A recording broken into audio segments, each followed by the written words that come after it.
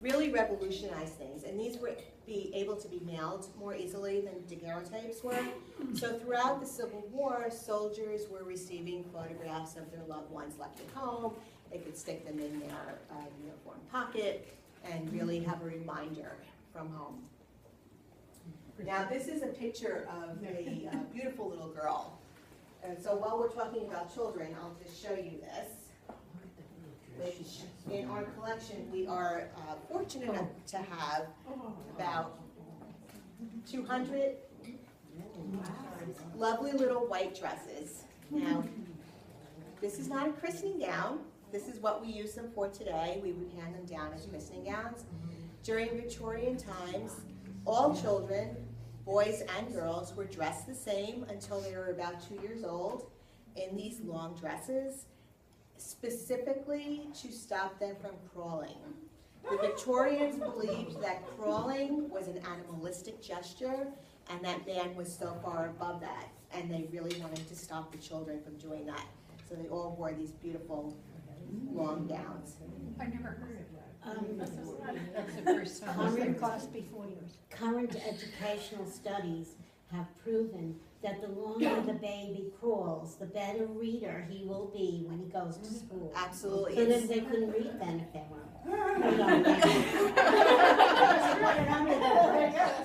They may have been just later readers. I think our children are reading a little bit earlier now than they were. But crawling is such an important milestone. You do wonder how they did survive through that. Okay, now, if you were a child born in Ridgewood from 1904 to 1966, chances are you were delivered by a gentleman named Dr. Broom. Dr. Broom's father lived in Ridgewood. Dr. Broom came out to visit his father in 1904, got stuck here by a blizzard, liked it so much he decided to stay. He opened the first hospital on Ridgewood Avenue where it used to be Folly Flowers. I don't know what's in there now. That's a Nail place, right? Yeah, I think so. Next to Tito's. Next to Tito's. Everybody knows Tito's. That's right. That beautiful building next to Tito's was the first hospital started by Dr. Broom. Dr. Broom delivered over 3,000 of Ridgewood's babies. He lived to be 100 years old and practiced until the day he died. He brought the first car to Ridgewood. So many innovations. So there will be a huge display of Dr. Broom in our new exhibit. One of the things that didn't make the cut for the exhibit is his ear and throat lighting that we're all familiar from.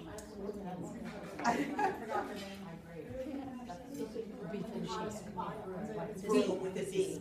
V-R-O-O-M. Yes. Are there, Dot, do you know where there? Dot? Yeah. Are there any Dr. Broom descendants still in town, do you I know? have no idea. The name has never popped up again. If I'm on a street, I was surprised it wouldn't be like the street or like Broom Street. I think so, yeah. It should be like something. I think Valley has some offices dedicated to Dr. Broom. Oh, that's because it. really he started the hospital first. It could be the Broom location now. They moved. Yeah, nice pudding. Right. Okay. Prior to the 1850s, if you wanted to send a message from the United States to Europe, it had to go by ship. It could take anywhere from 9 weeks to 3 months. In the 1850s, they decided to lay cable across the Atlantic from Ireland to Newfoundland in Canada to send telegraphs. For the first time in history, you could send a message back and forth in one day.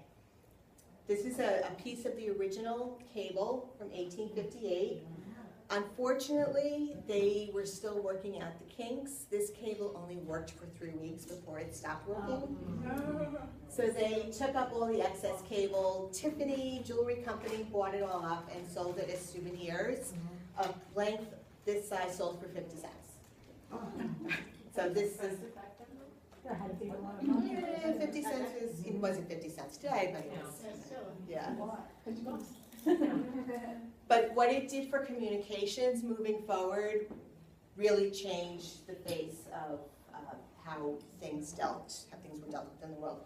The first telegraph to be sent was from Queen Victoria to President, oh, who was president in 1858? Somebody. I'm not sure. I used to be able to read, so I don't know. So Queen Victoria sent the first, further cementing the role of women in history. Do you know what, should we talk about women for a little bit? Okay. We don't mind.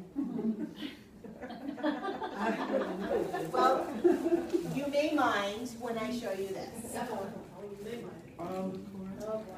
This is a corset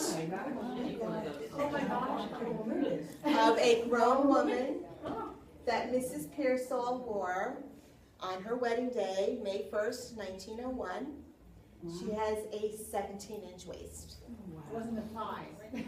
I can't get it on my arm. This was her waist.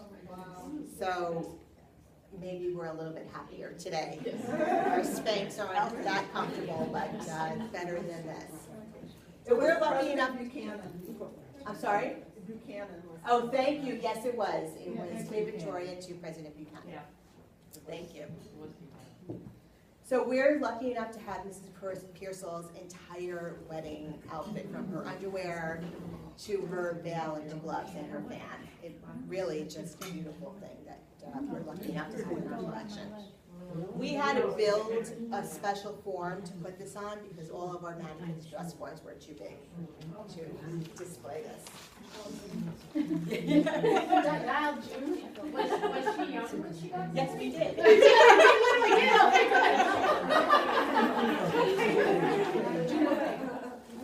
That was her profession. She did the weddings, female events. I have a letter from Jane Beauvais. Is that? That's not June. Maybe, I think she goes by June. Her name is, I think, Jean. It's old, so with her mother. mother. Her mother was Jane? Maybe, possibly. I don't know. We'll talk about it in Yeah, a she's little coming bit. next month. You can come. Thank you. So also, if you were a woman in Victorian times, really through 1920, if you were going out, you did not go out anywhere without your fan, because fans had a language all their own. Depending on if you were holding it closed, that means I'm not interested in you, do not ask me to dance, I don't want to dance with you. If you flipped it open, he knew to come and that it was okay to dance, to ask you to dance. If you were holding it down, it meant one thing. If you were holding it backwards, it meant another thing. But these are really such beautiful works of art. This one is all ostrich feathers. And ostrich feathers were used in such abundance in accessories and hats that by 1910, they were almost extinct. So they started to have to find other elements to use in millinery.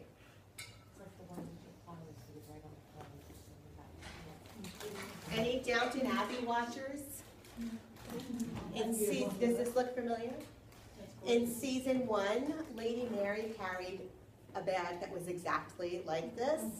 I was sitting on the couch watching, he jumped off the couch screaming, my husband thought I had lost my mind. This was the height of fashion in the Edwardian era, the crocheted macrame with the carved ivory handles. Beautiful. So here we're going back a little bit further into the Victorian era. This is from 1870. Beautiful glass beads with a tortoise shell cover. And going back even further, about 1860, if you were a woman at home, you were not allowed to do a lot of things, but crafts and sewing was something that you were encouraged to do. So you could send away for a kit, and in the kit would be the plain form for your handbag that you could sew together, and a gazillion glass beads with a pattern, and then you could sew on every glass bead by yourself, by your lady.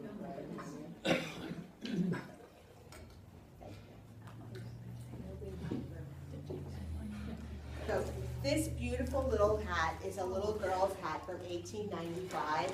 Again with the ostrich feathers. height of Victorian era when more was more. There is a lot going on in this little hat, but it's so sweet and beautiful. These silk ribbons are original to it from 1895. I love the color. And was surprised one day when I was going through the more modern hats to find this hat from 1924. Now, it's not, because we know the provenance is different. We know they came in different decades from different families. It's the same fabric. I like to believe that this little girl in 1895 grew up to be this flapper. That's great. And that she was fond of this peach color. I'm sure that's wonderful. That's great. So while we were wearing this hat in the 1890s and 1900s, Charles David Gibson was the premier illustrator of the time. And he really dictated what women were supposed to look like at the time. And we had big, bouffant Gibson girl hairdos, and we were corseting our bodies and really torturing them into S shapes. So you had a tight, tight corset and a big bustle in the back so that your body looked like an S. To hold up all this hair was quite a business. You would have these beautiful combs to hold your hair in place. Works of art, these are. We are also very lucky to have quite a few of these, and they span from probably 1850 through to 1920. 1920s, this is probably the latest one. It's very Art Deco. It's probably from the teens. In the 1920s, women were tired of having all this big long hair, and they started to bob their hair. Fitzgerald writes a short story in 1920 called Bernice Bobs Her Hair. The men are very upset about all of this. One of the most famous actresses at the time, Mary Castle, bobs her hair into what was called the Castle Bob, and she starts wearing the band around her forehead, which was called the headache band because they wore them so tight. I just wanted to read you what Mary Pickford, a famous actress at the time, said about bobbing her hair. Now, the Hollywood studios wouldn't let her cut her hair, but she said, "I could give a lengthy and I think convincing discourse about long hair making a woman more feminine, but there is some doubt in my mind as to whether it does or not. One thing I am sure, she looks smarter with a bob, and smartness rather than beauty seems to be the goal of every woman these days." Words that ring true today that we're all trying to instill in our daughters. So once again, the more things change, the more they stay the same. Let's back up a few years from the 1920s. The revolt of the 1920s really happened as a recourse to the horrors of World War I. The mechanization, the modernization of war, what had happened during the war really horrified people so much that they wanted to completely forget what had happened in the past and look forward to the future and be. Can you, are you okay, Alice? Yeah, okay, yeah, she's Okay, I just don't want you to fall. I know, exactly. Okay. During the Civil War, about 40% of the soldiers who died were never able to be identified. So they're in anonymous graves. Families never knew what happened to a lot of their men. During World War I, there was a new modern invention called the dog tags that every soldier was issued so that they would be able to be identified in case of the worst event. As a result of that, only 2% of the soldiers killed during World War I were not able to be identified. So we're very lucky to have this in our collection.